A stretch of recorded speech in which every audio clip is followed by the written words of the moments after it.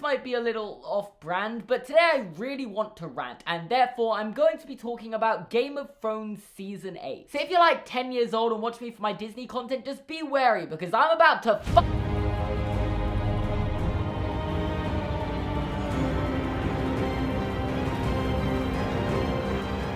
Now, I don't know if this is just me, but for the last month, my YouTube feed has been filled with people complaining and fixing Game of Thrones videos. I'll admit, I probably brought this on myself. After the Battle of Winterfell, I started watching a few and was like, yeah, they make some really good points. But I'm still getting them. Like, it's been a few weeks now, guys. Can we just move on and stop with the Game of Thrones videos? Other than this one. Because I want to get 1 million views like everyone else. I just want one big video. It's been so long. So I guess here's my opinion on Game of Thrones Season 8. It could have been better. A lot better. Like, you know, it's been rushed when they somehow make Anakin Skywalker turning to the dark side look drawn out. But I just couldn't help thinking it wasn't that bad. Like, it could have been so much worse. And I know that's a dreadful argument to use to defend anything, but I guess what I'm trying to say is that it isn't deserving of the abuse it's currently getting. Worst ending of a show ever made. You see what I mean? I feel like that's a little far. Season 8 was a total mess and disappointment. Pure, unadulterated trash. Perfect example of defeat snatched from the jaws of victory. Totally disregarded character arcs and turned the finest series ever made into an MTV Cribs Big Brother episode. I'm not sure what you mean there, Karen, but how can I rate 0 star? That's a good review. That is funny. I like it. Created a villain in the last 2 episodes. That's the entire review. Siri un quarentena suas e colassa. Nonsense writing. Tried so hard in being unpredictable. Ended up betraying 7 seasons story plot and the character arcs completely. What a loss. Season 7 really wasn't that great either, guys. Like, if you're hating on Season 8, Season 7 was just as big a problem. A disaster. 8th season alone spoiled 7 years of devotional watching. I don't think I'd now recommend GOT to anyone. Shame. Big shame. The final season doesn't make the previous seasons any worse. And while some may see me as overly optimistic and way too positive, I love it when people call me that, I see this slightly disappointing final season as a blessing in disguise, if you will. Because before it, I had no intention to read the books, and now, well, I've bought and am reading the books, and they are long, guys. I've been reading like an hour a day for 3 days, and I've only just got to Bran being thrown out the tower. Not only do these books present themselves as a possible alternate ending to the series if he ever finishes them, I'm also just enjoying diving deeper into the lore before the spin-offs and prequel series. You see that? What I just did there? That is basically a tutorial on how to respectfully criticize while also present an interest in an alternate ending of Game of Thrones. 1.5 million people signing a petition for them to remake Season 8 with competent writers is how not to. And that's what I really want to talk about today. Petitions and, well, just this kind of stuff in general. I personally don't get how someone can feel so entitled, but if something they like doesn't go the way they want it to, they deserve to have it remade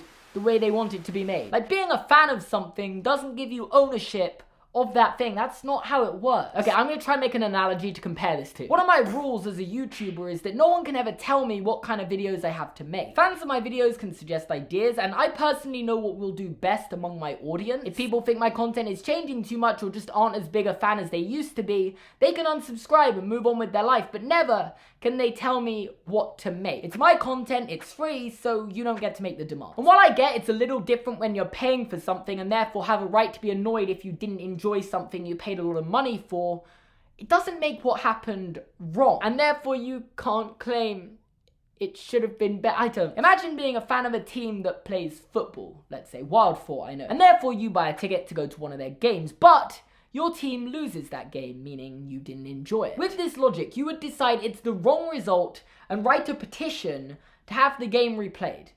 Do you see how ridiculous that sounds? And I don't know how many people signed the petition as a genuine attempt to get HBO to do that. Dylan, who made the petition, seemed to imply there was a chance it could happen. To quote him, "Subvert my expectations and make it happen, HBO." Like, I do imagine and honestly hope that the majority of people signed the petition as a way to let HBO know that there were large numbers of people who were disappointed with the ending. And I don't really have a problem with that. If you don't like something, you have every right to criticize it in a way that a football fan would criticize their team for not playing well. You can write a negative review or a fan fan fiction saying how you think it should have happened instead. I can't stress this enough. I'm not a hypocrite for criticizing things and also complaining about people doing seemingly the same thing. Like I, for example, just over a year ago made a video discussing why Cars 2 is my least favorite movie of all time, and as a way to add some flair to the video, I snapped a DVD in half. This was a skit in the video included to make a statement and for comedic reasons, and therefore I don't think it was overly harmful for anyone involved. So I guess if the petition was purely made as a way to bring people together as a statement in hatred of Game of Thrones Season 8, that's okay. Why it needed to be an actual petition, I don't know. I guess they were inspired by the success of the Last Jedi petition in 2016. Oh wait. Problem is, when you're dealing with a number as big as 1.6 million, there simply can't be shared intentions between each and every person who signed it. So even if it was set up as a statement rather than a serious petition, there would still be thousands upon thousands of people who signed it believing something could come of it, believing they deserve something to come of it. Like, here's a sample of some of the actual replies to the petition. We need Sir George R.R. Martin to complete what he's doing, and according to his orders, the season should be done again. It's not too late to do the right thing. It's not going to happen. It's not rude or ridiculous to sign the petition. Our opinions matter. We are the ones who buy. This is a really long comment, but it's stupid. I'm signing the petition because I started a binge almost a month ago and have gotten too far into the series to be let down. I don't want these two anywhere near Star Wars either. This was abysmal. But I thought Rian Johnson ruined Star Wars already, or is that just forgotten now? Biggest letdown in television history. Get better writers. Unfortunately, I had to watch this to know it needs redoing. That made no sense. Which, just to be clear, you could set up a full-on GoFundMe to pay the actors, writers, animators, and everything, and it still wouldn't happen for so many reasons. 1, never has a petition like this been successful. And don't try and start to claim, oh, well, the internet hated on Sonic enough for them to change his design and delay the movie. Why couldn't they do the same for Season 8? These are two completely different cans of worms. 1 was the laughingstock of basically the entire world for a few weeks, looked set to flop at the box office, and therefore the measures taken seemed necessary. The other, while also being laughed at and attacked, still achieved record viewing numbers. There were 19.3 million viewers watching it as it premiered just in America. That's like sporting event level views. Kind of.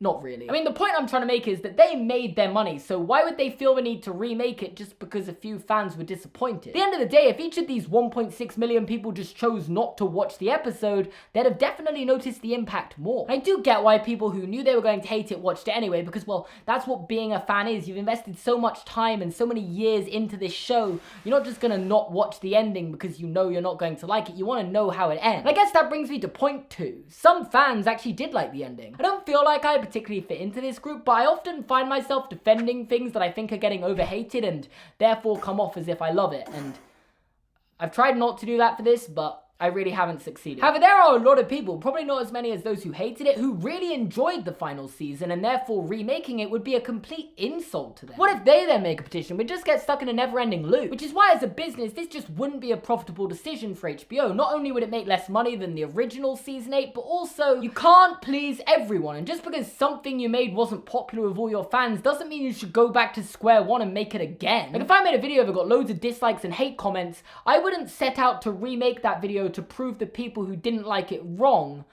I would just move on and make other videos that are different to that video. I'm just one person. There are teams of people working on this show, which, number 3, believe it or not, the people who work on the show are people too. Not only does that mean the actors, most notably, who probably have other things they want to do with their lives rather than refinish a show they've spent the last 10 years working on, but it also means the writers David and Dan would be friends with people who worked on this show. Meaning, even if HBO agreed to make the show with new writers, I have no idea how they'd convince everyone to say yes. There's no logic to it, and while I've been using Game of Thrones as a prime and relevant example, there are so many other instances of this entitlement where people think they have ownership of something just because they're a fan. You've got The Last Jedi, which basically got the exact same treatment as this, with petitions for it to be remade. I'm pretty sure there was a GoFundMe to remake it. I can't remember. You've got Brie Larson, who I recently made a whole video about where there are petitions to get her fired. Fan edits of Endgame where she's not in it, because I almost think this is satire because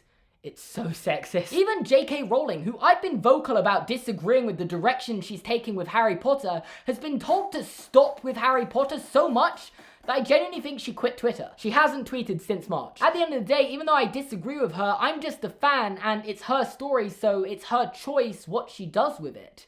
I understand that. But I guess some people don't, which is what I made this video for. And if you enjoyed it, make sure to leave a like. Special thank you to Zach, Kyle, Peyton, Matt, Amanda, and Ray for sponsoring me on Patreon. If you also want to sponsor me on Patreon, you can check out the link in the description down below. You can subscribe to my channel by clicking here. You can watch another video by clicking here. You can check out the Patreon I was just talking about here and still in the description down below. Thanks for watching, and I'll see you guys next time. Not only... Okay.